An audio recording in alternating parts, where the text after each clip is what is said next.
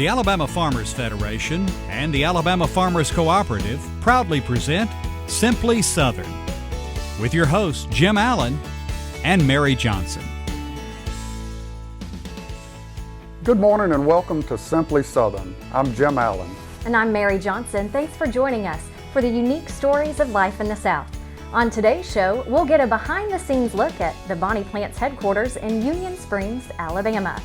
And we'll see how former Auburn University head football coach Pat Dye is staying busy nowadays with his own Japanese maple farm. Plus, find out how hog appeal made one family leave the West Coast for the farming life in North Alabama. But we'll start today's show in Coosa County as we sniff out the story of a mutt named Fred who drew a community closer together. Join us for these stories when we return. There's no such thing as downtime when you own a farm. This is your land. You tend it and try to get the most from it, no matter the weather or time of day. It's been that way for generations. And for generations, your local quality co-op store has been there for you, with a full range of agriculture supplies and services, from feed to fertilizer, seed to grain storage, and the right hardware for any application. You'll always find what you need, plus friendly, knowledgeable advice at your local quality co-op store. There's one near you. It's been said, without hard work, nothing grows but weeds. This is certainly true in agriculture. At the Alabama Farmers Federation, we know success is not born of fancy words, grand ideas, or good intentions. It's a result of wise planning, bold leadership, dedicated work, and blessings from above.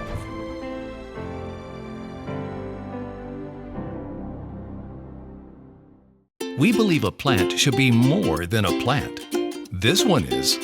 It's all you need for your garden to succeed. Because it's a Bonnie plant. It represents hundreds of varieties of Bonnie's quality veggies and herbs. But more, it's from generations of Bonnie people who are passionate about sharing their love of gardening with you. Look for this little Bonnie plant and a whole family of plants like it in your garden center. Bonnie plants, so you'll know how to grow. Carl and Jan were camping with their family. Hey, sweetie, do you mind if I get your wallet? I'm going to run down and get some hot dogs for dinner. You know we're going to catch dinner, right? Yes, I do. Okay. Jan lost his wallet at the store. There was no ID in it, but the guy who found it found my business card and called me. I liked saving them money, but I loved helping them save their vacation. It was a good call. For service and savings, call Alpha. Tartar sauce, hon? Yes! Yes! Southern hospitality is a trademark of communities across Alabama. In Rockford, the people are known for extending kindness to others, but it doesn't end with caring for people. They also care for dogs, including one homeless pup who left a lasting mark on this Coosa County town. As you drive through the small town of Rockford, you could be anywhere in the South. The population is small, everyone knows everyone, the traffic is minimal, and it's the kind of place you don't have to worry about locking your car doors when you run into the store. So when a dirty, beat-up dog wandered into town in 1993, his arrival was all the talk. His hair was coming out, he got to bleeding, and everybody wanted to kill him or either have him put to sleep. Instead, residents stepped up and tried to save his life. So we took up a collection and carried him to Dr. James Ivy in Sylacauga and found out all he had was a flea allergy. Once he was nursed back to health, the dog stayed and was given the name Fred. From then on, Fred just kept everything going. Everybody got to taking care of him, donating money. He had his own bank account. Talk about a celebrity. Fred was known by everyone, went wherever he wanted, and pretty much did what he pleased. He'd go to the bank with a girl every morning he'd go in the bank just like he was checking on his account or something. He became the town's mascot.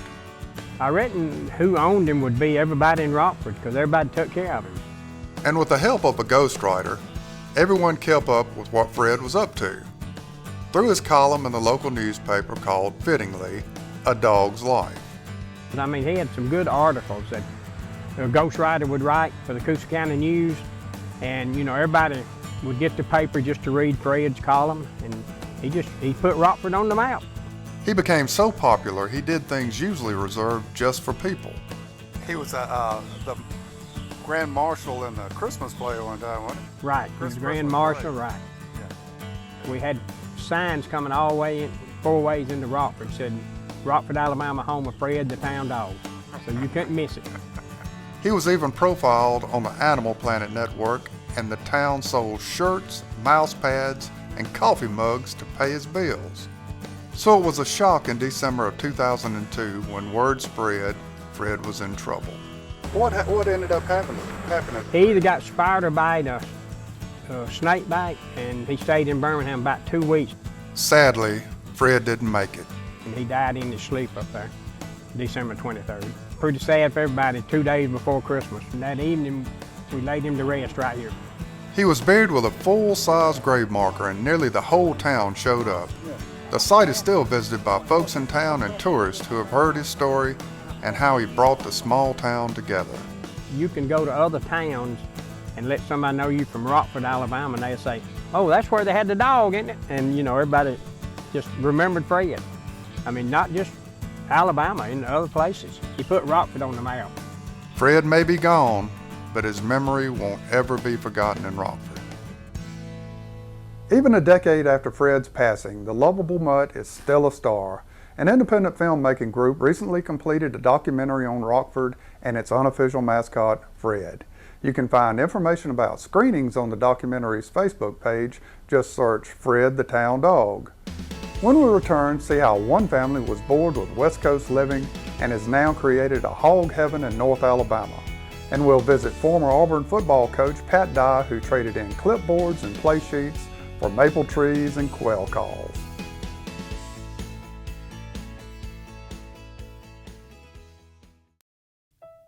The blessing of Alabama agriculture is more than 3 meals a day.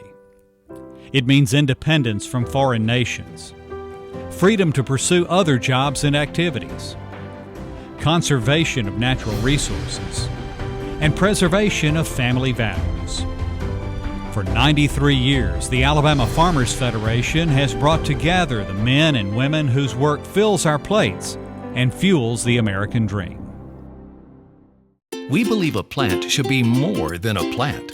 This one is. It's all you need for your garden to succeed. Because it's a Bonnie plant. It represents hundreds of varieties of Bonnie's quality veggies and herbs. But more, it's from generations of Bonnie people who are passionate about sharing their love of gardening with you. Look for this little Bonnie plant and a whole family of plants like it in your garden center. Bonnie plants, so you'll know how to grow.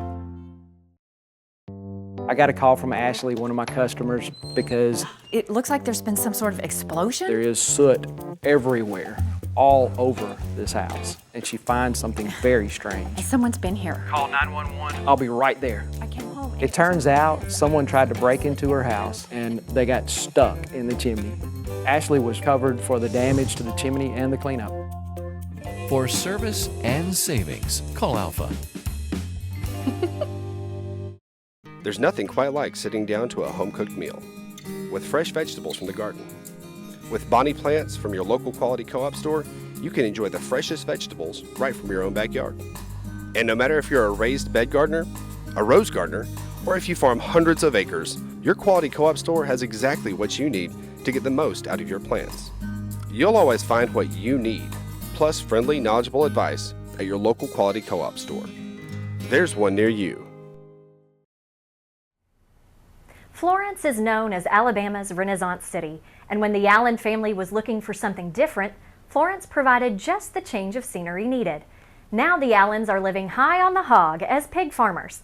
Samantha Carpenter takes us to their Lauderdale County farm called Hog on the Range. What's a West Coast family doing picking up and moving to North Alabama? Raising pigs and hogs, of course. Well, we bought the farm basically with me and my father, and we had 17 acres to basically mow. And we kind of got tired of doing that, and we were kind of looking at raising cattle, but it wasn't really feasible for doing that for us just because of their very large animals. And the pigs, being my father had raised them when he was younger, it was kind of a natural fit. And once we started to fence them and started looking at all these different types of breeds, it just became something that we really wanted to do since we've done it before. The Allen family left the West with the dream of a quieter and more sustainable life. They first wanted to enjoy a more natural diet and relaxed lifestyle in the country, but later decided to open up and turn the farm into a business. Now that we have these two different breeds that are very likable and very friendly with other people, it kind of became our mission to let people know and understand that, you know, these are animals that you can raise yourself, and that's kind of what our niche is going to be, just helping people get used to raising and seeing pigs and hopefully understand that they're not these big, huge beasts. So they started raising and selling American guinea hogs and cooney pigs. And while they are raised and sold to be eaten, these animals are also pets to an extent. I have to say the coonies are, just because they really love being around people. They love being around us, they love attention, they love belly rubs. You know, they enjoy when I give them their pig treats and their pig toys. It's just nice to be around them. These pigs take about twice as long to raise as the hogs you see at the other farms and in your grocery store. And there's a good reason for that. Both of these breeds are lard hogs. So if they're very fatty, that's not necessarily a bad thing. I don't want them to be really fat, but by being fatty, you have that excess amount of lard, which is going to marble the meat, which is going to make it taste better. And also you can use that to make great fried chicken and biscuits and stuff like that, which is good. Business for Hog on the Range is growing, and they have some particular customers in mind. Our goal is to basically be able to sell these to people who have not raised them before, or who have raised them and want to give it another try with a different breed. Also, we're looking to find a niche market as far as companies or businesses like that have very informed chefs. Someone who can handle taking care of the whole pig, not just selling cuts of meat like pork chops. Being that these pigs are going to be smaller, they're not going to have traditional sized cuts of meat. So we're going to look for someone who's able to handle those types of things a little bit better. We also will be looking for butchers who are a little bit more informed on different breeds of pigs, because you can't really butcher these the same way you would do a commercial sized hog. Meat from these hogs will cost you more because they are raised on organic food and pasture land, but the owners say once you try the meat, you'll be hooked on the quality. There's a couple differences. One difference is going to be the time it takes to raise these pigs. For butcher, it'll probably be about 10 to 12 months for me to have a pig up to a good enough weight to feed a family. The ones that you get at the store are probably 6 months. So there's that. Second is obviously we raise them on organic food. We also pasture raise them. So they're very happy animals. They're very, in touch with the land. Second is I can also finish them out with a bunch of different types of food, which will give them more of a much better flavor. You can do chestnuts, you can do acorns, you can do all these different types of things that'll give them a little bit more of a flavor.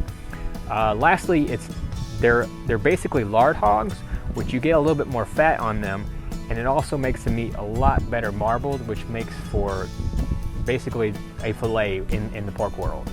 Outside of pigs, you'll also find rabbits and chickens on the farm. For more information or to place your order, visit the farm online at hogontherange.com. They also invite you to come by the farm and learn more.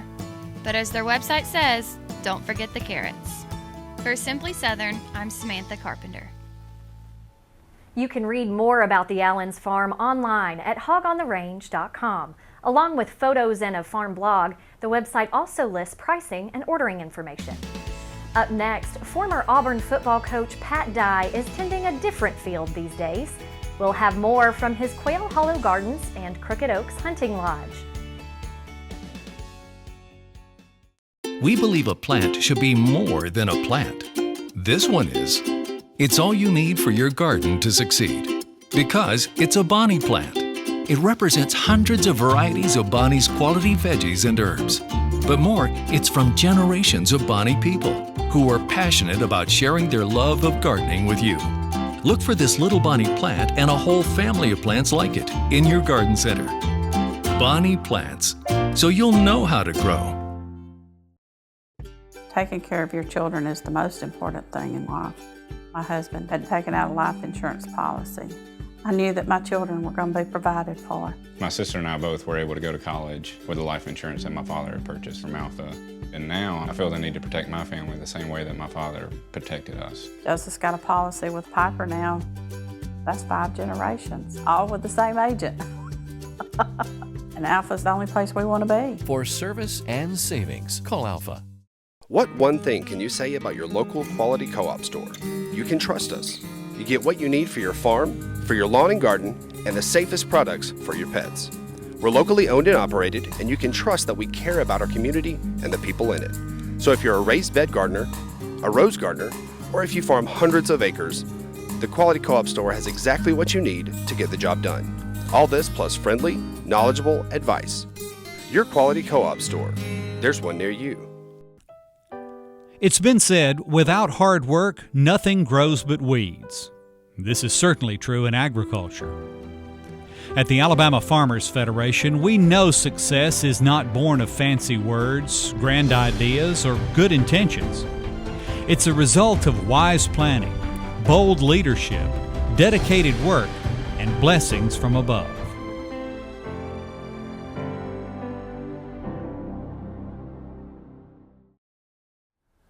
College football Hall of Famer Pat Dye made a name for himself as a player and an athletics director, but he's most well known for his time as Auburn University's legendary head coach. Since retirement, Coach Dye can be found on a different field surrounded by the Japanese maple trees he grows. Kevin Worthington takes us to Coach Dye's farm in Lee County. Over his 12-year tenure with the Tigers, Dye amassed nearly 100 wins and 4 SEC championships. But since the coach hung up his whistle in 1991, he's been developing land with the same passion he used to develop high school boys into disciplined young men.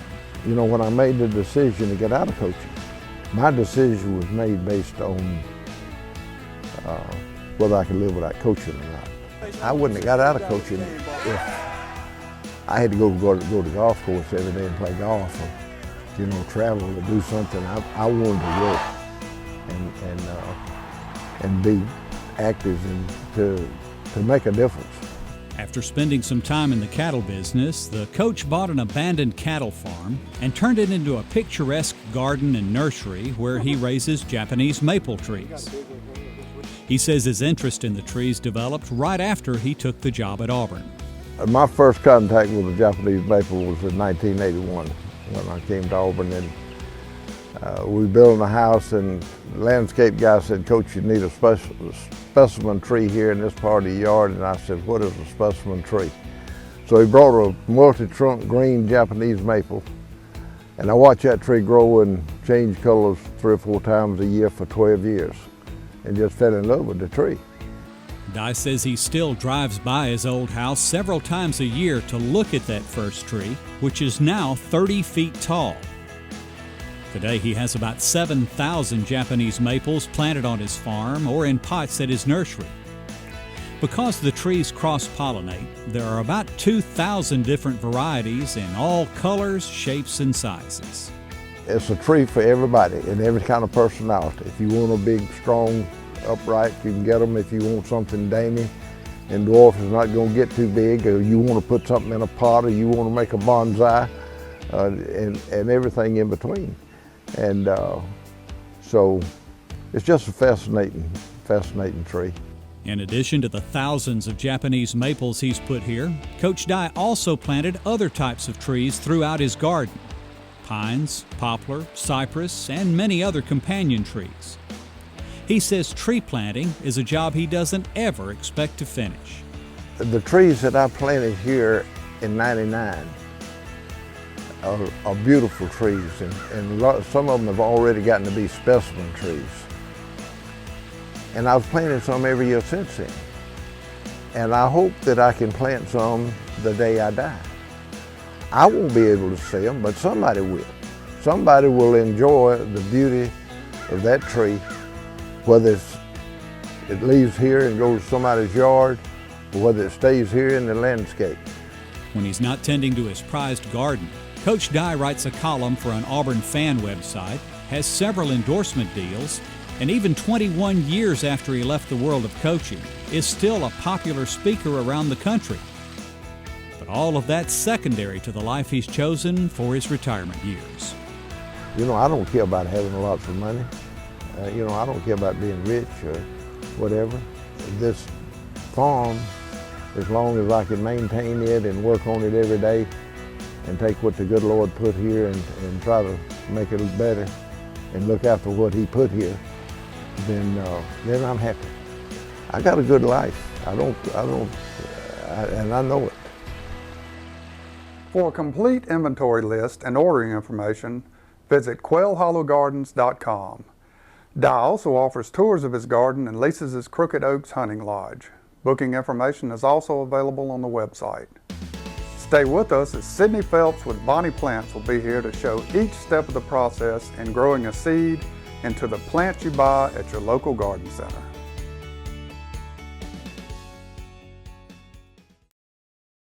This seems unbelievable, but I promise it's true. What's with the buzzer?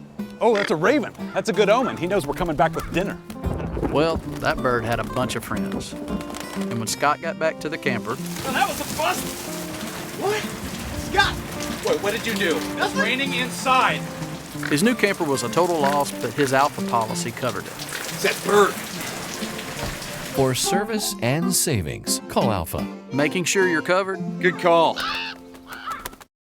There's no such thing as downtime when you own a farm. This is your land. You tend it and try to get the most from it, no matter the weather or time of day. It's been that way for generations. And for generations, your local quality co-op store has been there for you, with a full range of agriculture supplies and services, from feed to fertilizer, seed to grain storage, and the right hardware for any application.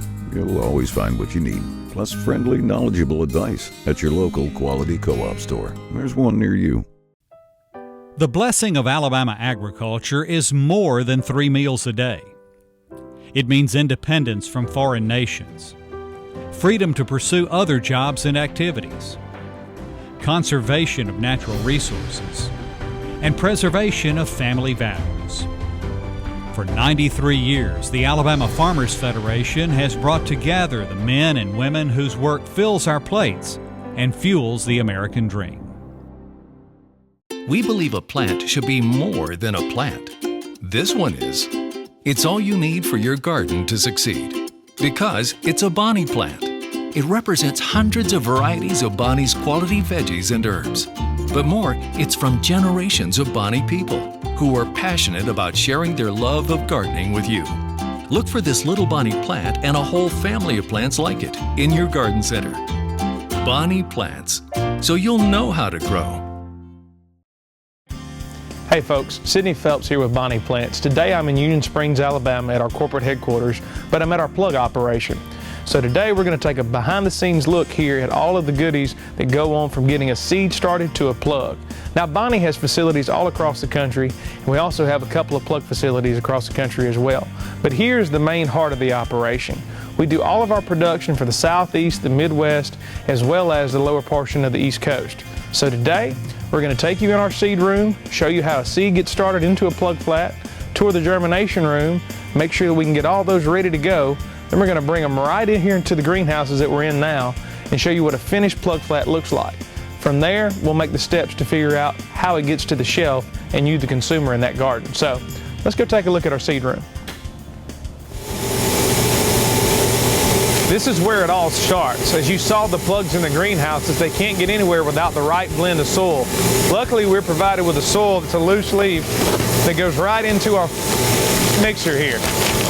So our guys are constantly working, putting the soil into the mixer. It moves into the flat filler, which you can see below. The air blows off, the brush makes the flats nice and level and cleans up. At that point, they go through the rotor wheel.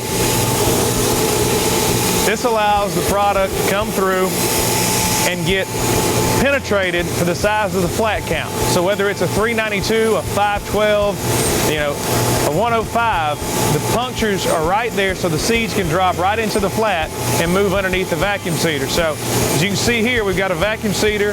We're running some cabbage right now. It's sucking them up. As it comes through, it's releasing and dropping. It's dropping a seed into every one of these cells.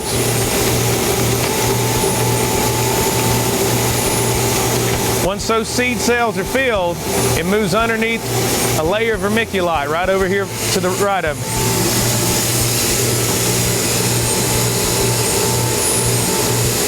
Once our plug trays pass underneath this, it sets off vermiculite, drops it on to coat and cover the seed. From there, they move down to a water bath, which seals in, locks in the moisture, and allows the seed to be covered so that it can go into the germination room. So from there, once it gets its water bath, it's racked up, and we move it right into the germination room. So let's go take a look at our germ room. Once the plants get their water bath and are racked up, they move to the germ room. This is the germination room that we're in now.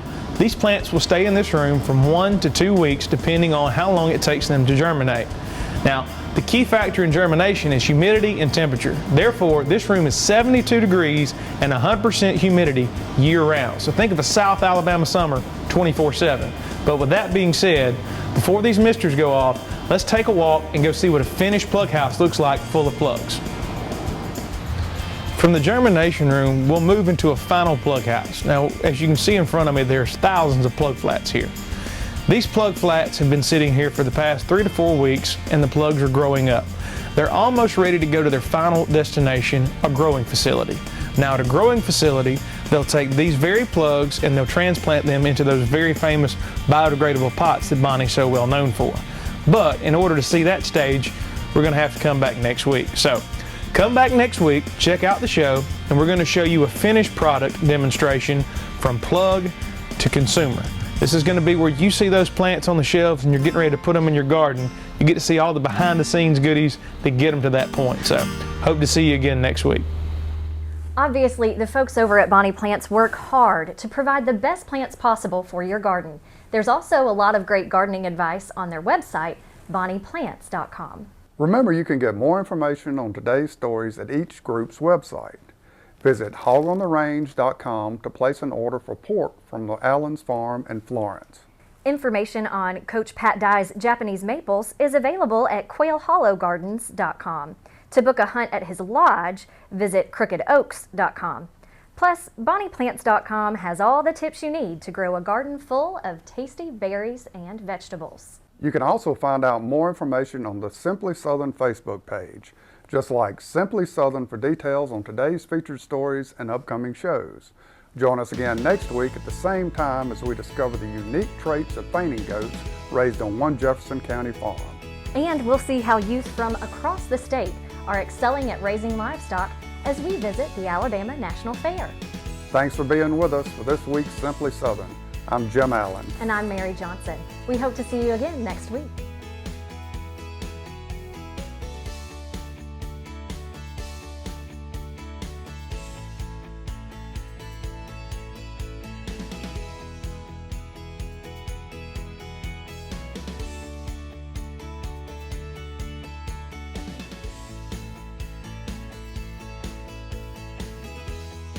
Simply Southern is a production of the Alabama Farmers Cooperative and the Alabama Farmers Federation.